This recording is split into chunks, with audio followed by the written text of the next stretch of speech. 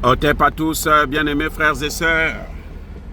Les négociations sur l'Ukraine, la paix en Ukraine, ont commencé. Il y a eu des avancées dès ce premier jour, puisque les deux parties se sont accordées de libérer chacun 1000 prisonniers de l'autre. Et donc, c'est une avancée exceptionnelle. Et ensuite, les deux parties ont décidé, ont manifesté la volonté de poursuivre les négociations. Maintenant, la question qui se pose, quelle est l'attitude des Occidentaux? Quelle est l'attitude, notamment des Européens? Les Européens ont un problème, c'est que eux, ils ne veulent pas la paix, eux, ils veulent la guerre. Les Européens savent, ils veulent faire ce qu'on appelle le reset. Ils veulent embraser le monde entier. Et puis, ils espèrent que si le monde entier est embrasé, eux, ils vont, comme d'habitude, s'appuyer sur l'Afrique. Les Africains qui, jusqu'aujourd'hui, continuent à être des mendiants pour la paix et pour la nourriture, alors qu'ils ont tout chez eux, pour relancer leur économie. Voilà ce qui se passe exactement. En Occident, il y a un principe.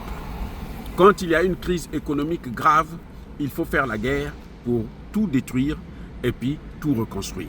Quand on va tout reconstruire, ça va permettre de relancer l'économie de plusieurs pays occidentaux.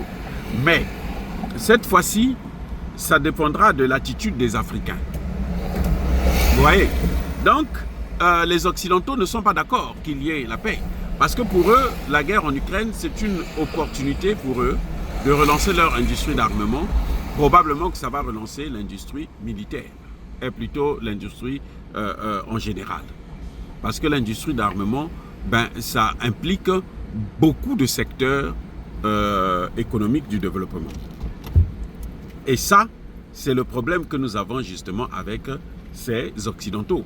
Donc, ces avancées occidentales, et plutôt dans le dossier ukrainien, ça ne peut pas plaire à Macron, ni à Starmer, ni à ce nouveau petit chancelier allemand qui veut faire comme son ancêtre qui a embrasé le monde entier, avec la première et la deuxième grande G.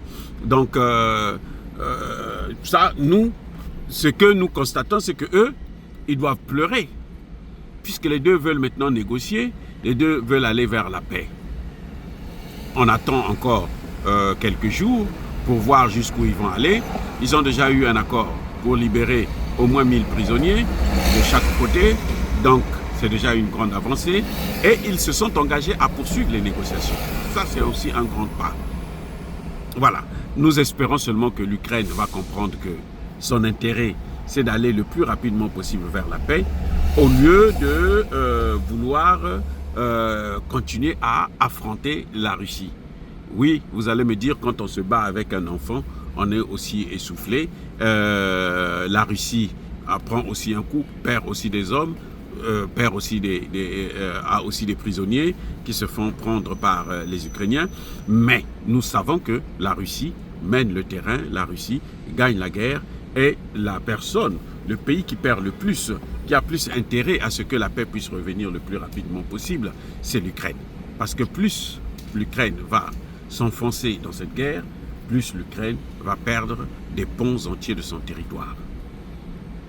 Et ce sera très difficile pour son peuple de pouvoir se relever. Déjà, l'Ukraine est en train de crouler sous les dettes.